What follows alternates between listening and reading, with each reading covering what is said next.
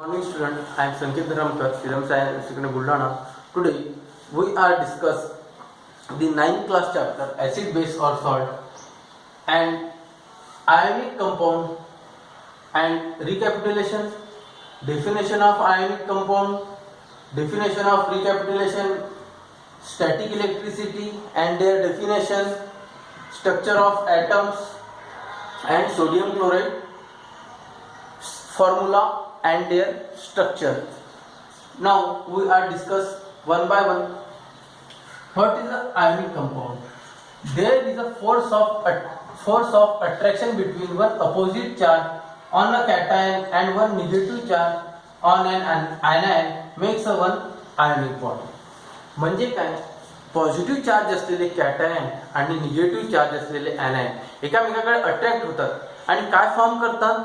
एक ionic bond form करतात दोघांमध्ये आणि आयोनिक बॉन्ड फॉर्म झाल्यामुळे काय होईल? एक नवीन कंपाऊंड जनरेट होईल. त्याच कंपाऊंडला आपण काय म्हणणार आहोत? त्याच कंपाऊंडला आपण आयोनिक कंपाऊंड असे म्हणणार आहोत. तसंच आता आपण ते एक्झाम्पल घेतलेलं आहे सोडियम आणि क्लोरीन. सोडियमवर कुठला चार्ज आहे? तर सोडियमवर आहे पॉझिटिव्ह चार्ज, कारण हा स्वतःचा एक इलेक्ट्रॉन क्लोरीनला देतो. आणि क्लोरीनवर कुठला चार्ज राहील? क्लोरीनवर निगेटिव्ह चार्ज आहे, कारण क्लोरीन काय करतोय? क्लोरीन जो सोडियमने दिलेला एक इलेक्ट्रॉन आहे तो ऍक्सेप्ट करतोय, म्हणजे त्याच्यावर कुठला चार्ज आहे? क्लोरीनवर निगेटिव्ह चार्ज वाढेल. तसंच बघा याच्यापासून कुठला कंपाऊंड तयार होईल? सोडियम क्लोराईड हा कंपाऊंड तयार होईल. सोडियम क्लोराईड म्हणजेच काय? सोडियम क्लोराईड म्हणजे टेबल सॉल्ट, त्यालाच आपण खाण्याचे मीठ म्हणून पण आपण त्याचा उल्लेख करू शकतो. तसंच आता रिकॅपिट्युलेशन म्हणजे काय?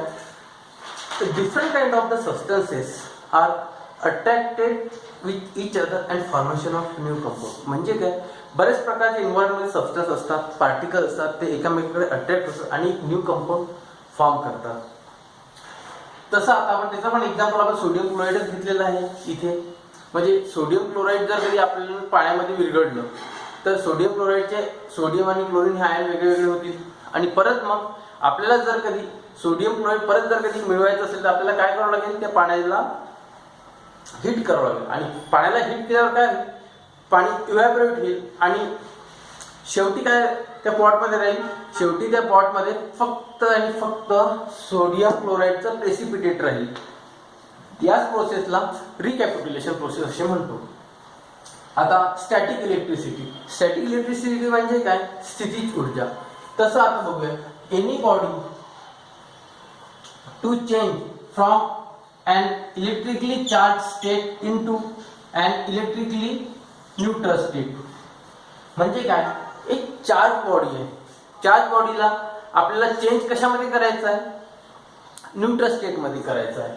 जसं की आता आपण बघूया, एक चम्मच घेतला आपण, चम्मच गॅसवर गरम केला आणि तो काही वेळात तसाच ठेवून दिला तर काय होईल?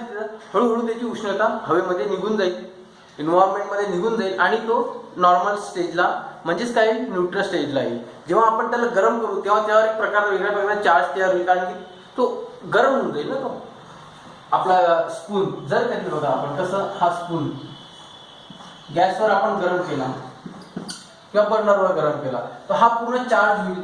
कशामुळे चार्ज होईल? हा हीट ऍक्सेप्ट केल्यामुळे हा पूर्ण चार्ज होईल आणि त्यामुळे काय होईल? याचं टेम्परेचर इन्क्रीज होईल. पण आपल्याला याला न्यूट्रल स्टेट मध्ये आणायचं तर काय करावं लागेल? आपल्याला काही वेळ तसंच ठेवावं लागेल याला आणि त्यामुळे काय होईल? याच्यामध्ये जे हीट आहे ती इन्व्हायरमेंट मध्ये निघून जाईल आणि हा आपोआप स्वतःहून हा स्पून आहे, हा चम्मच आहे, हा न्यूट्रल स्टेट मध्ये येईल.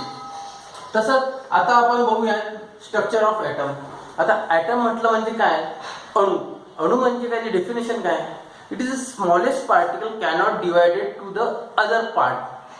म्हणजे काय? एक खूप छोट्यातला छोटा असा कण आहे की त्याचं डिवायडेशन दुसऱ्या पार्टमध्ये कशामध्येच होत नाही, त्याला आपण काय म्हणणार आहोत? ॲटम म्हणणार आहोत. मग ॲटम म्हटलं म्हणजे ॲटम मध्ये कुठल्या कुठल्या गोष्टी येतात? ॲटम मध्ये एक येते न्यूक्लियस, सेकंड काय येतो? प्रोटॉन, न्यूट्रॉन आणि इलेक्ट्रॉन. तर बघूया आपण त्यांच्या पोझिशन कशा कशा आहेत. तर न्यूक्लियस म्हटलं म्हणजे कुठल्या पण गोष्टीचा एक न्यूक्लियस असतो, म्हणजे सेंटर पार्ट असतो. आता जर कधी मी टेबल वेट घेतलं तर टेबल वेटचा पण एक सेंटर पार्ट आहे. तसंच हा ॲटम आहे, तर ॲटमचा पण सेंटर पार्ट आहे. म्हणजे सेंटर पार्ट मध्ये काय प्रेझेंट असते, सेंटर पार्टमध्ये प्रोटॉन आणि न्यूट्रॉनचे पार्टिकल्स प्रेझेंट असतात. आता मला सांगा, प्रोटॉन आणि न्यूट्रॉनवर कुठला चार्ज असतो? प्रोटॉन आणि न्यूट्रॉनवर प्रोटॉनवर पॉझिटिव्ह चार्ज असतो आणि न्यूट्रॉनवर झिरो चार्ज असतो, म्हणजे न्यूट्रॉन हा चार्जलेस असतो. तसंच आता मी मगाशी बोललोय तुम्हाला की ॲटम मध्ये इलेक्ट्रॉन पण प्रेझेंट असतात. तर मग इलेक्ट्रॉनवर कुठला चार्ज राहील? इलेक्ट्रॉनवर चार्ज आहे निगेटिव्ह चार्ज. आणि त्याची पोझिशन कुठे राहील? इलेक्ट्रॉनची पोझिशन या ॲटम मध्ये बरेचसे ऑर्बिट्स असतात. त्या ऑर्बिट्स मध्ये इलेक्ट्रॉन कंटिन्यू मूव्ह करत असतात. तसंच आता एक ॲटम म्हटलं तर त्यामध्ये जनरली 4 प्रकारचे ऑर्बिट आपण शिकणार आहोत. फर्स्ट ऑर्बिटला आपण काय म्हणणार आहोत? के, सेकंडला एल, थर्डला एम आणि फोर्थला एन.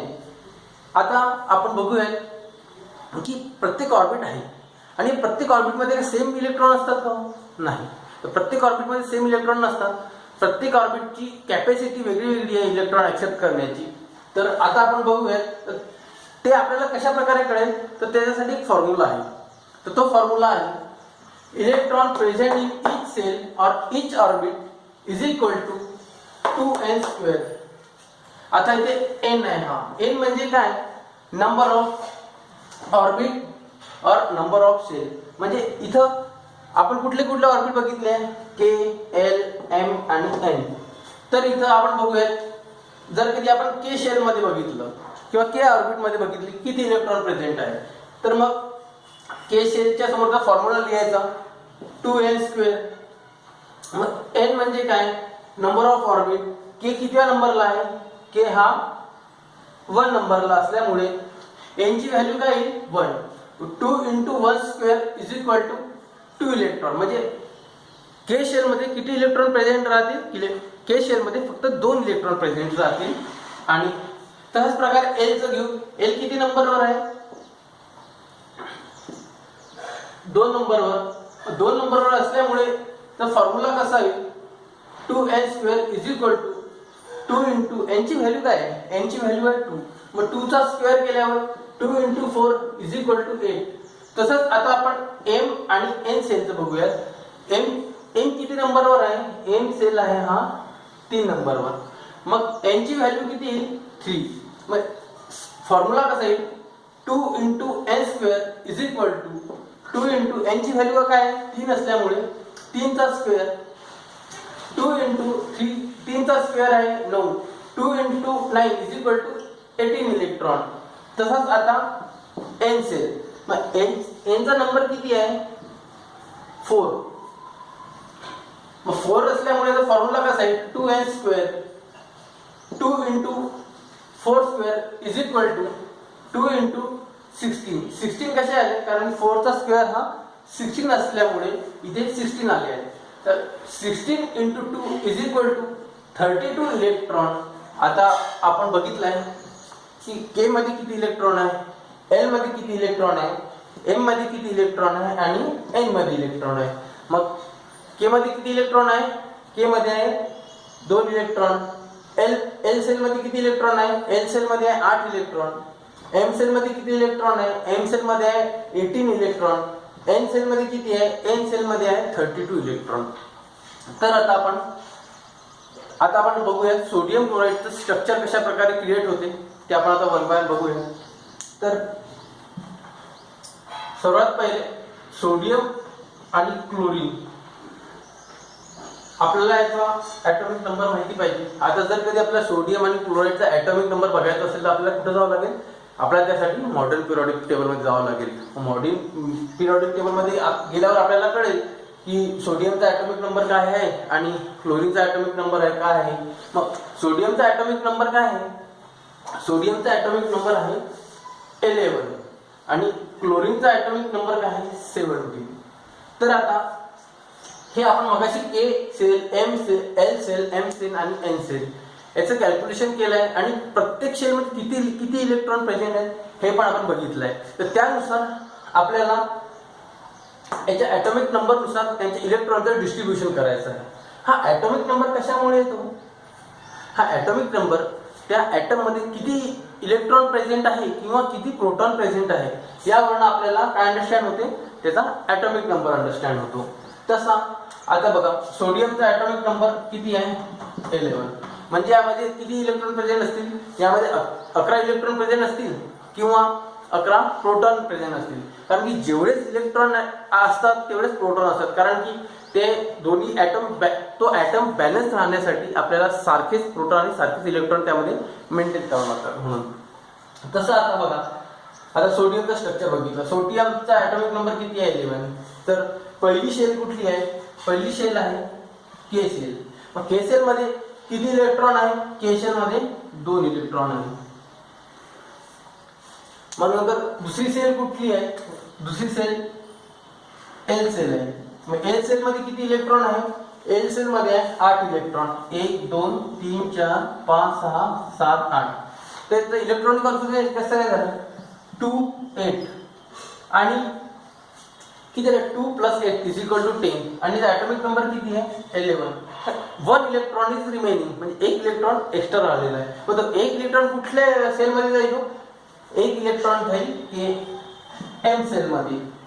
एम सेल मध्ये फक्त एकच इलेक्ट्रॉन राहील. तसं आता बघूया आपण क्लोरीनचं. तर क्लोरीनचा ॲटॉमिक नंबर काय आहे 70. मग क्लोरीनचा ॲटॉमिक नंबर 70 असल्यामुळे क्लोरीनच्या फर्स्ट सेल म्हणजे कुठल्या सेलमध्ये के सेलमध्ये किती इलेक्ट्रॉन राहतील, तर 2 इलेक्ट्रॉन राहतील, 1 2. आणि सेकंड सेल मध्ये किती राहतील 8 इलेक्ट्रॉन, 1 2 3 4 5 6 7 8. तसं आता याच्यावर किती झाले 2 8 म्हणजे 10 इलेक्ट्रॉन झाले. आणि याचा ॲटॉमिक नंबर किती आहे 70. किती इलेक्ट्रॉन रिमेनिंग राहिले आहेत, तर 7 इलेक्ट्रॉन रिमेन्स राहिले आहेत. तर 7 इलेक्ट्रॉन हे एम सेल मध्ये ऍड करूया आपण. 1 2 3 4 5 6 7. आता मला एक सांगा, हा सोडियम आणि क्लोरीन हा का स्टेबल कंडिशन मध्ये आहे का. स्टेबल कंडिशन काय असते, जेव्हा एखादा ॲटम डुप्लेट किंवा ऑक्टेट स्टेट मध्ये असतो त्या कंडिशनला स्टेबल कंडिशन असे म्हणतात. जसं की डुप्लेट कंडिशन म्हणजे काय, जेव्हा ॲटमच्या आउटर मोस्ट ऑर्बिटमध्ये फक्त 2 इलेक्ट्रॉन असतात आणि तो अक्रियाशील असतो, म्हणजे तो कुठल्याच रिॲक्शन मध्ये भाग घेऊ शकत नाही, त्या ॲटमला आपण स्टेबल ॲटम असे म्हणू. तर इथे सोडियम डुप्लेट किंवा ऑक्टेट आहे का, तर नाही. आता मी तुम्हाला डुप्लेटची डेफिनेशन सांगितली. आता ऑक्टेट म्हणजे काय, ज्या ॲटमच्या ऑर्बिटमध्ये आउटर मोस्ट ऑर्बिटमध्ये 8 इलेक्ट्रॉन असतात त्या ॲटमला आपण स्टेबल ॲटम असे म्हणणार आहोत. तसंच आता बघा सोडियमच्या आउटर मोस्ट ऑर्बिटमध्ये 8 इलेक्ट्रॉन आहे का, नाहीये. किती इलेक्ट्रॉन आहे, फक्त 1 इलेक्ट्रॉन आहे. तसं क्लोरीनच्या आउटर मोस्ट ऑर्बिटमध्ये 2 इलेक्ट्रॉन किंवा 8 इलेक्ट्रॉन आहे का, तर याच्यामध्ये आउटर मोस्ट ऑर्बिटमध्ये 2 किंवा 8 इलेक्ट्रॉन नसल्यामुळे हे दोन्ही पण ॲटम हे अनस्टेबल आहे. तर कुठला पण ॲटम अनस्टेबल असल्या कारणाने तो स्वतःला स्टेबल करण्यासाठी दुसऱ्या एखाद्या ॲटम सोबत रिॲक्शन करतो. रिॲक्शन कशा थ्रू करतो, त्याचं पार्टनरशिप करतो किंवा पूर्णपणे स्वतःचा एक इलेक्ट्रॉन समोरच्याला देऊन तो स्टेबल होऊन जातो. तसंच आता इथं सोडियम आणि क्लोरीनला जर कधी स्टेबल व्हायचं असेल तर काय करावं लागेल, सोडियमला स्वतःचा 1 इलेक्ट्रॉन क्लोरीनला द्यावं लागेल किंवा क्लोरीनचे 7 इलेक्ट्रॉन स्वतःकडे घेऊन स्वतः स्टेबल व्हावं लागेल. तर यातली इझिएस्ट मेथड काय आहे सोडियमसाठी स्टेबल होण्याला, स्वतःचा 1 इलेक्ट्रॉन जर कधी यांनी क्लोरीनला दिला तर सोडियमच्या आउटर मोस्ट ऑर्बिटमध्ये किती इलेक्ट्रॉन राहतील, एल सेल मध्ये 8 इलेक्ट्रॉन राहतील. 8 इलेक्ट्रॉन राहिल्यामुळे हे स्टेट कुठली ऑक्टेट स्टेट येईल. मग ऑक्टेट स्टेट आल्यामुळे सोडियम काय होईल, सोडियम स्टेबल होऊन जाईल. तसंच आता आपण क्लोरीनचं बघूया. क्लोरीनला सोडियमने दिलेला 1 इलेक्ट्रॉन क्लोरीनने ऍक्सेप्ट केला आहे. मग त्यामुळे काय झालंय, क्लोरीनच्या आउटर मोस्ट ऑर्बिटमध्ये किती इलेक्ट्रॉन होते, 7 इलेक्ट्रॉन होते. मग 7 इलेक्ट्रॉन असल्या कारणाने क्लोरीन हा अनस्टेबल होता. या सोडियमनी 1 इलेक्ट्रॉन क्लोरीनला दिला तेव्हा क्लोरीन स्टेबल झाला आणि त्यावर कुठला चार्ज आलाय, त्यावर निगेटिव्ह चार्ज आलेला आहे. म्हणजे क्लोरीनचं काय कशामध्ये कन्व्हर्जन झालंय, क्लोरीन हे ॲनायन झाले आहेत आणि सोडियम 1 इलेक्ट्रॉन दिल्यामुळे सोडियमवर पॉझिटिव्ह चार्ज आलाय, म्हणून सोडियम हा कॅटायन झालेला आहे. तसंच आता यापासून कुठला कंपाऊंड फॉर्म होईल, सोडियम क्लोराइड. यापासून सोडियम क्लोराइड हा कंपाऊंड फॉर्म होईल. म्हणजे काय, सॉल्ट. आणि या सोडियम क्लोराईड फॉर्म होण्यासाठी कुठल्या गोष्टीची आवश्यकता आहे, सोडियम क्लोराईड फॉर्म होण्यासाठी या दोघांमध्ये बॉन्ड क्रिएट होण्याची आवश्यकता आहे. आणि तो बॉन्ड कुठला क्रिएट होईल, तो आयनिक बॉन्ड क्रिएट होईल. कारण की बघा, हे एनी जेव्हा इलेक्ट्रॉन क्लोरीनला दिला तेव्हा हा एक कॅटायन झाला आहे, आणि क्लोरीन जेव्हा तो इलेक्ट्रॉन ऍक्सेप्ट केला तेव्हा क्लोरीन हा ऍनायन झालेला आहे. हे आयन असल्या कारणाने या दोघांमध्ये एक आयोनिक बॉन्ड फॉर्म होईल. आणि हे कंपाऊंड कुठलं बनेल, हे आयोनिक कंपाऊंड बनेल. सोडियम क्लोराईड हे कुठलं कंपाऊंड आहे, सोडियम क्लोराईड हे आयोनिक कंपाऊंड आहे. म्हणजे त्याला आपण काय म्हणणार, टेबल सॉल्ट म्हणणार. आपण डे टू डे लाईफमध्ये सोडियम क्लोराईड म्हणजेच खाण्याच्या मीठचा यूज करतोच आहे. तर आज आपलं लेक्चर इथे संपलेलं आहे. तुम्हाला आवडलं तर लाईक करा, सबस्क्राईब करा आणि तुमच्या मित्राला जास्तीत जास्त शेअर करा. थँक्यू.